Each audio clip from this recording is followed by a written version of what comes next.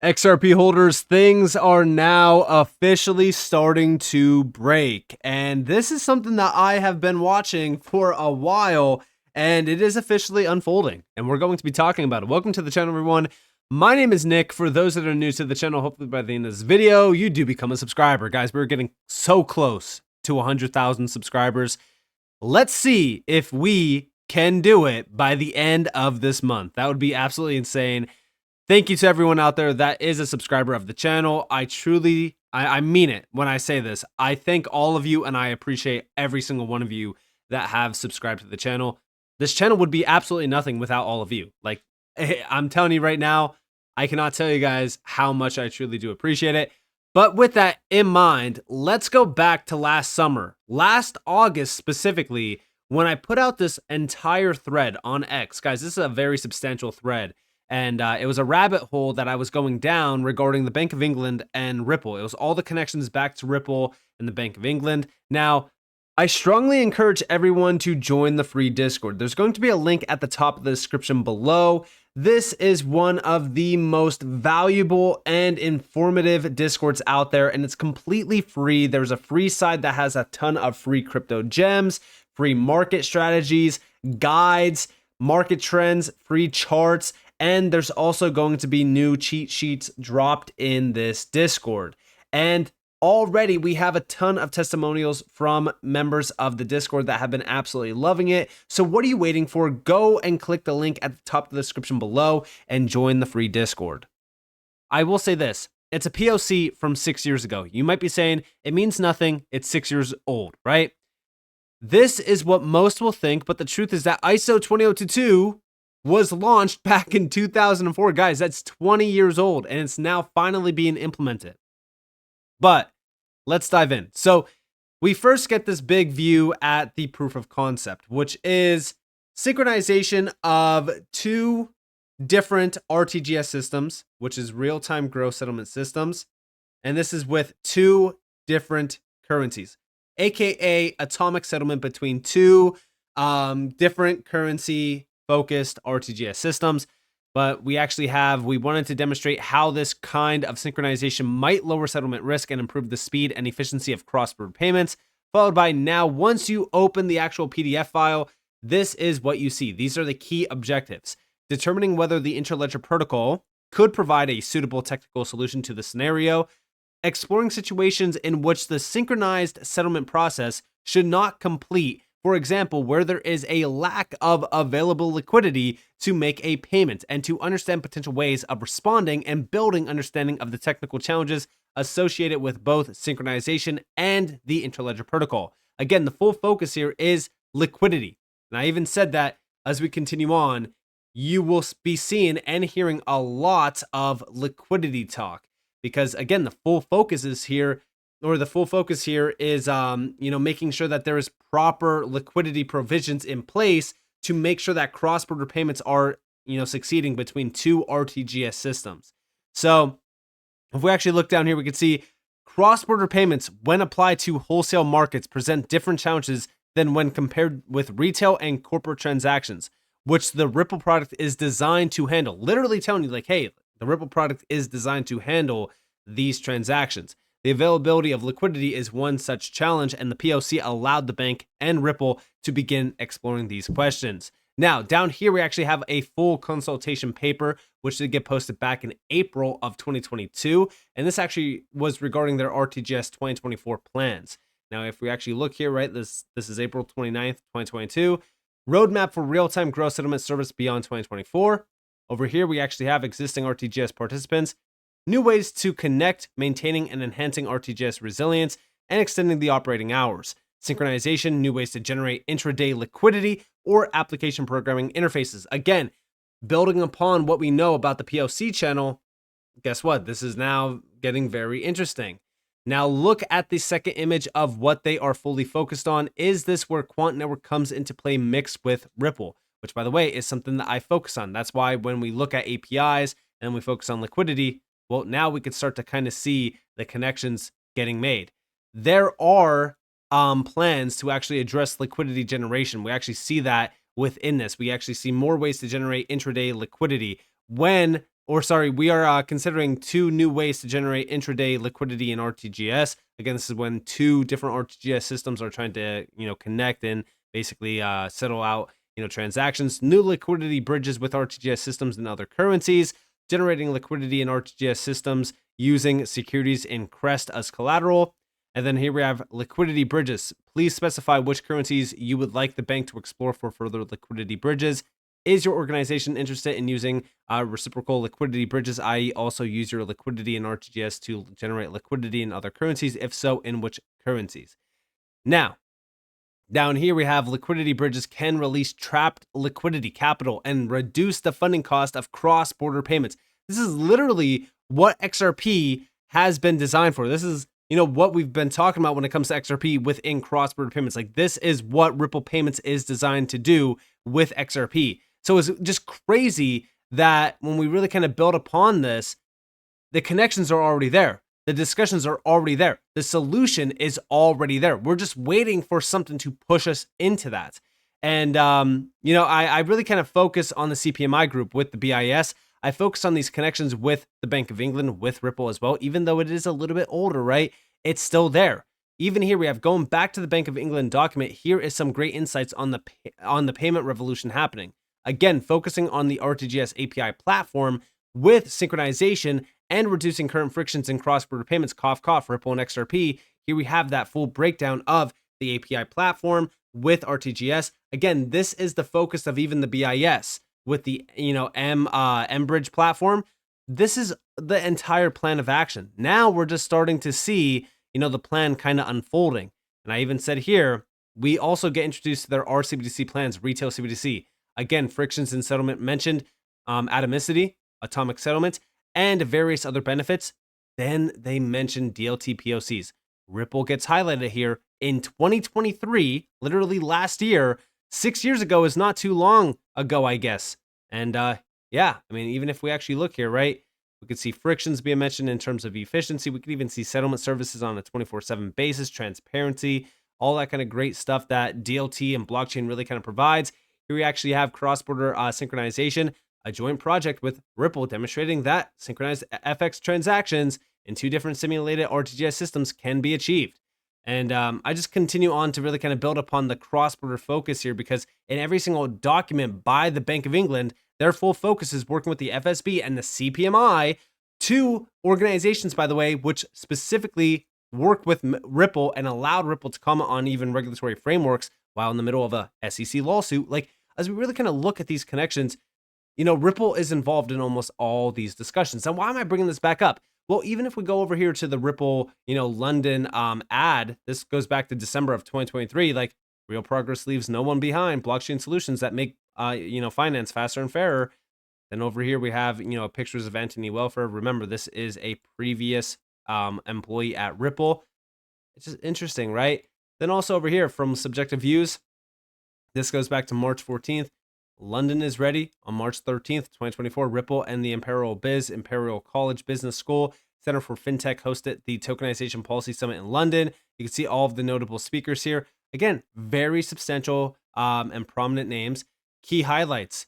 They confirmed plans for the UK digital gilt launch this year, featuring HM Treasury issued government securities. He also spoke about the UK spring budget, which hinted that the market eagerly awaits clarity on DLT-based sovereign debt issuance. In 2024, the tokenization of real-world assets will include T-bills and private credit funds as the lending use cases, revolutionizing financial purchases. The UK has begun demonstrating robust readiness for real-world asset tokenization, ensuring secure and efficient financial operations. To modernize the archaic financial system, financial institutions must invest in new permissionless and interoperable infrastructure, fostering innovation and accessibility. And here we actually have that summit. Again, this is with Ripple. And here we have a full breakdown of the overall ecosystem map around RWA tokenization. Very, very interesting. And by the way, yes, Medico's on here, Ripple's on here. We now know Medico and Ripple really kind of forged a path together. But there's also some other great partnerships on here with Ripple. The XRP ledger is also being mentioned. But over here are some other insights of the actual event. You can see tokenization being brought up in discussion. Remember what tokenization actually is. That's just a path forged for the real new financial system to be realized in. Now, also over here, just recently, June 5th, Ripple partners with Clear Junction to enhance UK and EU cross-border payments at a time where MiCA is coming into place. The UK is also preparing regulatory frameworks around crypto. The timing of this is so interesting, but also remember that Ripple has been absolutely killing it in the UK, even with modular for a very long time. This is the UK and Europe. Again, that payment rail between the UK and Europe is already forged with Ripple. Ripple already has that major connection in place. That corridor is already tapped in. Then also over here, Ripple collaborates with RTGS. Remember that RTGS is a UK-based player to bring hundreds of millions of dollars of tokenized real-world assets to the XRP ledger. Again, down here, we can actually see that RTGS is the UK's first financial conduct authority regulated digital asset exchange broker and custodian. Again, more connections back to the UK. Now, why? Like I said, why am I bringing all of this back up? Well, it is because breaking a global payments issue has hit the Bank of England's CHAPS service. The issue is causing delays to high value and time sensitive payments, including some house purchases. That's right, the Bank of England was down. Check this out.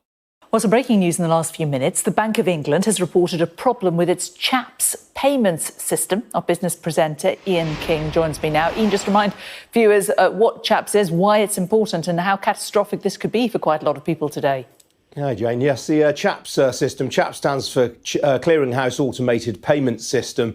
It's used by 28 banks, and it's really a process by which large sums of money are transferred, often from one bank to another. But it's also used, for example, in housing transactions as well, when solicitors transfer money on behalf of clients who are buying and selling properties. The Bank of England statement, which has just come out, it says a global payments issue is affecting the bank's CHAPS service and delaying some high-value and time-sensitive payments, including some house purchases. We are mindful of the impact that this is likely to have, and we're working closely with a third-party supplier, industry and other authorities to resolve the issue as promptly as possible. If you're concerned about a CHAPS payment you plan to make or receive today, please contact your bank or other payment service provider. Retail payment systems are unaffected, so people and businesses can continue to use cash points, cash payments and bank transfers as usual. That's the only information we have just now, Jane. But the fact that the bank says this is a global issue does raise one or two eyebrows. Now, it's not uncommon for CHAPS to experience problems. They usually crop up, though, when one bank or another is experiencing a particularly heavy workload, and that's where delays can crop up. So we've no further information at this time, but potentially it could cause a lot of aggravation for people who are trying to complete on a housing transaction today. A lot of foreign exchange transfers are also put through the CHAPS system as well. But as I say, these tend to be quite large transactions. A lot of them tend to be from one bank to another, but they do also include large payments of money from banks to corporate clients and back again as well. So potentially there is scope for quite a lot of inconvenience. I mean, this service puts through on a typical day tens of millions of transactions, which can total billions of pounds per day. So it is a big part of the infrastructure, the financial plumbing, if you like, of the financial services industry. And yeah, the financial plumbing is failing. And it's no wonder why. We have not upgraded these financial systems since implementation.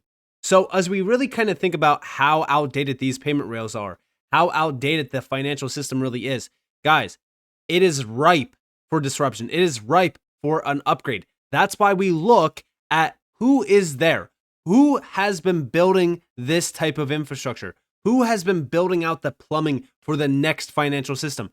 Ripple is a great name. Quant is a great name. Hedera is a great name. That's why we focus on these names. Now, I want to really get into, the real juiciness of this. How is Ripple already kind of connected? One, Anthony Welfare. Again, previous employee at Ripple. This is why we need public blockchain-based payment systems. The current payment systems are decades old and not fit for a modern world. Wake up, TradFi, and speak to the dark side, blockchain technology experts. By the way, happy to help advise Bank of England if you need it. I have already spoken to around 20 central banks around the world. Maybe it's time to shine. And global payments issue hits Bank of England with some house purchases delayed. This is from a former Ripple employee, literally talking about how these technologies can make these archaic and antiquated payment systems usher into the new age. Now, I want to take you guys back to this video 2 months ago. I said, XRP holders, you need to see this. Huge update. And it was a huge update. Regardless of how you want to play this, I don't care if you guys think it's clickbait. Listen closely to this. This is Ripple CEO literally telling you that they are working with the Bank of England. 90% of that market alone. But also, let's go back to 2021. Bank of England joins global peers exploring a digital currency. Note the Bank of England is customer of Ripple. Now, this is the Bank of England. Not to get confused with the Bank of London, but the reason why I'm bringing this up is because all of this is connected. When we're talking about the changing of major banks, when we're talking about how these banks change, the Bank of London is tapped in with Ripple. We already know that, right? But beyond that, what about the Bank of England? Which, again, when we look at the Bank of England, okay, this is the central bank of the UK. The UK is changing. Their entire landscape is changing. And here we have from Brad Garlinghouse back in 2021. Listen to what he is saying. You know, Ripple has from the earliest days invested in engaging regulators. And, you know, when we go to Washington, D.C., we go to other regulatory bodies around the world and explain, we aren't circumventing a KYC check, a know your customer check. We aren't circumventing an AML, anti-money laundering check. We aren't circumventing BSA. Oh, there's lots of three-letter acronyms. I'll stop there. But look, the Bank of England is a paid customer of Ripple's. There's another central bank we haven't announced that we're working with very actively. We will continue to work with central banks. We'll continue to work with regulators and educating them about how we can accelerate the financial ecosystem, which is good on many, many, many levels, and not in some way circumvent and enable anonymous transactions that obviously the government has considered. And so there you guys have it. You know, the Bank of England is literally a paid customer of Ripple's. Like, this is the facts, right? Like, how well connected Ripple really is, it's already out there. All of that information is out there. You might have those naysayers that say, oh, it's 6 years old. It's 6 years old. I don't care if it's 16 years old. Guys, ISO 20022 is 20 years old and it's now being implemented. How crazy is that? Now, also, Chris Larsen, co-founder and executive chairman of Ripple, back in September of 2023, the UK has and will continue to be a home for financial and technological innovation.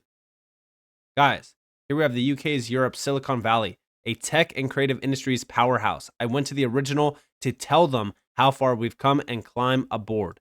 Check this out.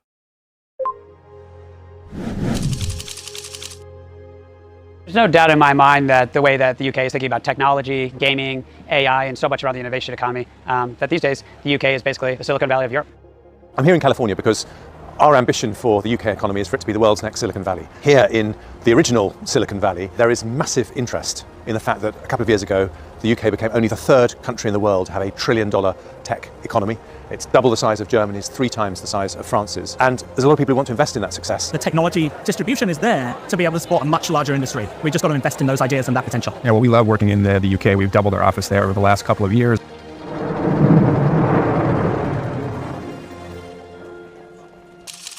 Creative industries are very technologically based. The film and TV business, we're now the largest in Europe by some margin. Warner Brothers have just announced they're increasing investment in their Leavesden studio by 50%. They're going to employ about 4,000 people, £240 million investment. Our studio space now over 5 million square feet. That's up by 2/3 in just 3 years.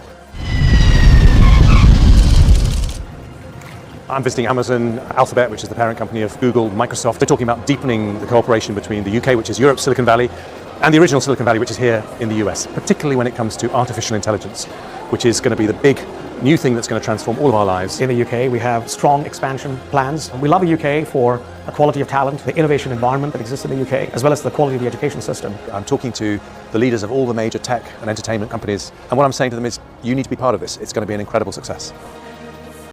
Now, the big thing here is like, why is Chris Larsen, quoting this and talking about this? Like, we know how well connected Ripple has been in the UK. Ripple is there. Quant is there. These are big players that are ready. They're standing on the sidelines just waiting. Now, yes, the Bank of England, their CHAPS service went down. This is a big deal, and it is even more confirmation of the fact that, yes, we need to usher in the new system. We need to usher in these technologies to bring these antiquated rails into the digital age. And we're just waiting for that. But the big thing that we're actually waiting for is regulations to hit this space so that we could finally see the integration and utilization of these technologies. And once we do see that, the game is officially starting. And I do think that it will be too late for retail to actually be a participant, because I do think that the price action tied to utility is going to surprise a lot of people. So with that being said, I hope you guys enjoyed this video. If you guys did, definitely leave a like, subscribe, turn notifications on because more free content. You guys are more than welcome to follow me on Twitter and join the free Discord down in the description below. And with that being said, guys, it's been Nick. Thanks for watching. Peace out.